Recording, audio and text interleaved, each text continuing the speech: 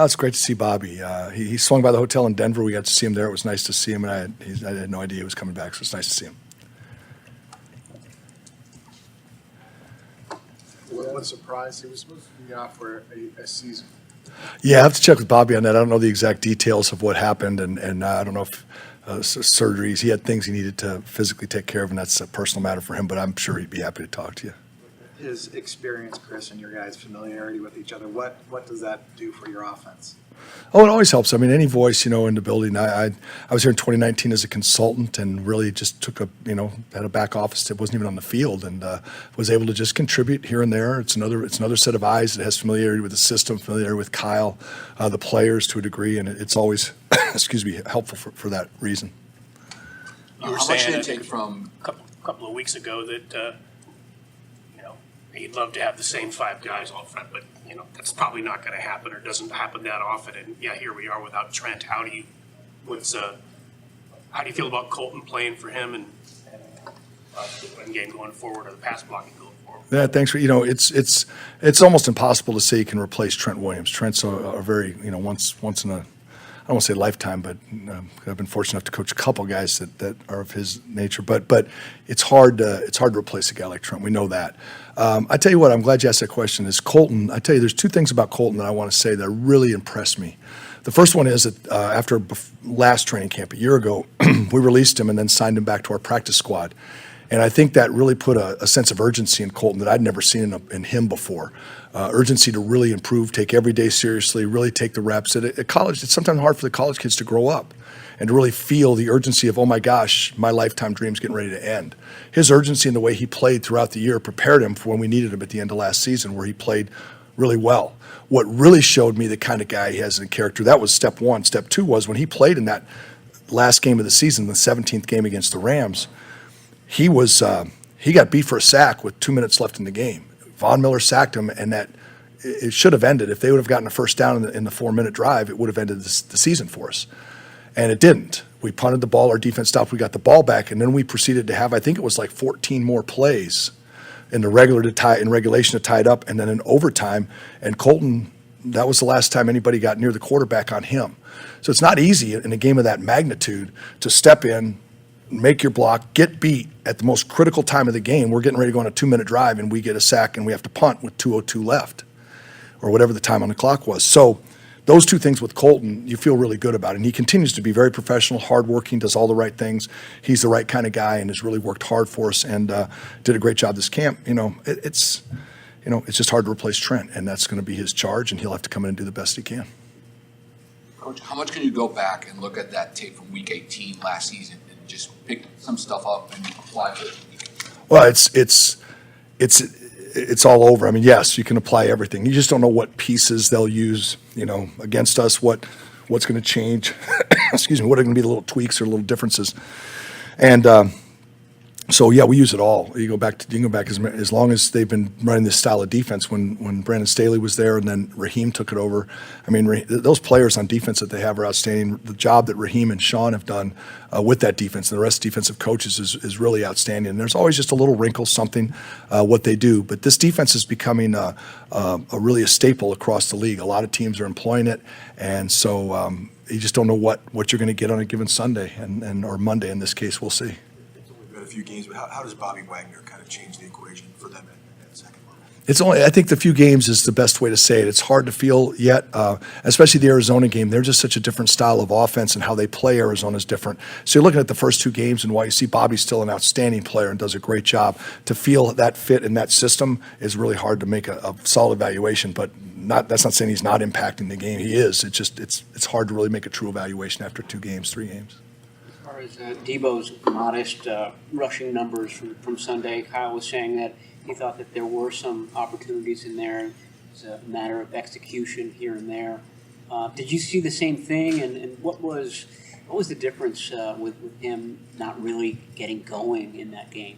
Yeah, we just had. It's like every time you don't have success, you can say, okay, whatever you were on third down, whatever you were rushing, whatever you were in protection, you can always pick those 3 or 4 plays where you're like, gosh, if Trent just would have done this, if the running back, if the blocker would have if the receiver just would have got that push crack, that's going to be the play that went for 25 against Chicago. It goes for 2.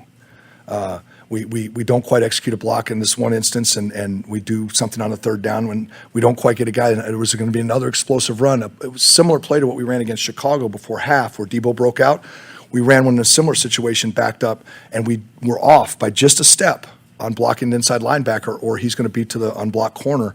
And we all know what happens when Tebow can get in the secondary with not many players to tackle him. So, but again, those are all just excuses. We didn't get it done, and the numbers are down because we didn't execute properly.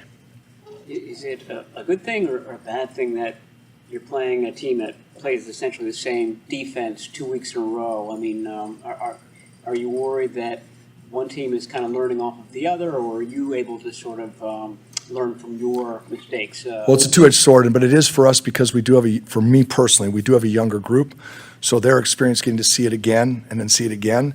For Jake, for those young guys, I remember last week we screwed that up. Let's get this one right. And that, so there is a benefit to that. But you're right. The other side of that sword is that, hey, they've seen how we attack them, and there's only so many ways to attack this style of defense. So how can we dress this up again? They're going to be preparing for this. So what other wrinkles can we have, and what did we not do against this team that maybe we can use this week? And those types. That's always the juggling act that you have, especially when you play a team in division. Like last year, we played them 3 times. It's hard, but for both sides, to decide how you want to attack it.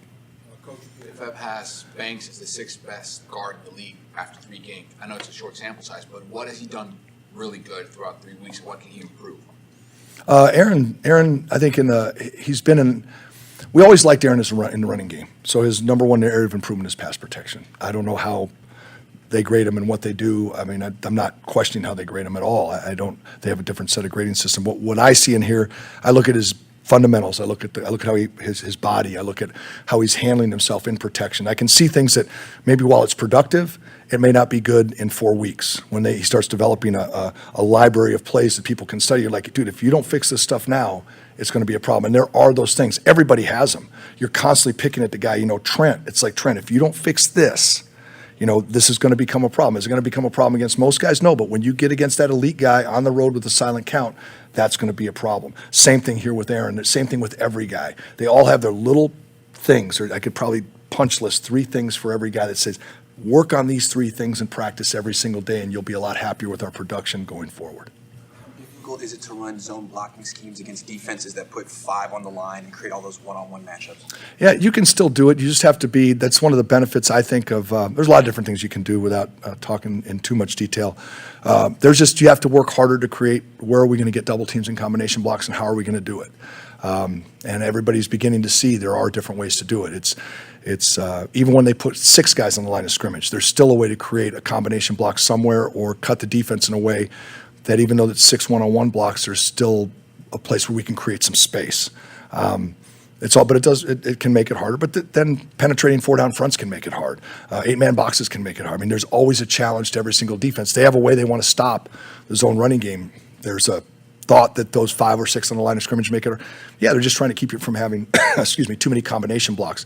But still, if you can find one, you can run off that one, and then you have a chance. Is Tevin Coleman at a place where he's ready to play? I think Tev's ready to roll, man. I can't say whether he's going to be up or down. I don't know any of that. I just know that he's been practicing and working his tail off, like I say every week with those backs. They all run hard, work hard. And it is nice to see Tev out there. I mean, Tev has that explosiveness to him that I kind of paused on one word there, but he has that explosiveness to him that he can really hit it and go and really enjoy the way he can do that. So it's good to have him back that way. He still has that at his, or running back in the NFL advanced age. You still see it, man. He hit a play up the sideline the other day, and you just saw the acceleration. It was nice to watch him accelerate up the sideline. He still got it. Last week we asked about Jordan Mason. You said you still need to see if the game's too big for him, the bright lights. 1 carry. The lights are still bright, man. Yeah, they're still bright. But he's, like I said, he continues to work, and it's all about, hey, you're out there, you get on the field, you warm up, you do the whole process, and still it's going to have to be the banging away, and all of a sudden Aaron Donald jumps on your back and throws you to the ground and talks smack or whatever happens, and you got to live through that, or somebody pulls the ball out the pile and you're trying to hang on he's got to go through all that, but there's nothing that says he's not ready, and he's been working hard and deserves the opportunities he's getting. Thanks, guys. Appreciate you. Thank you so much.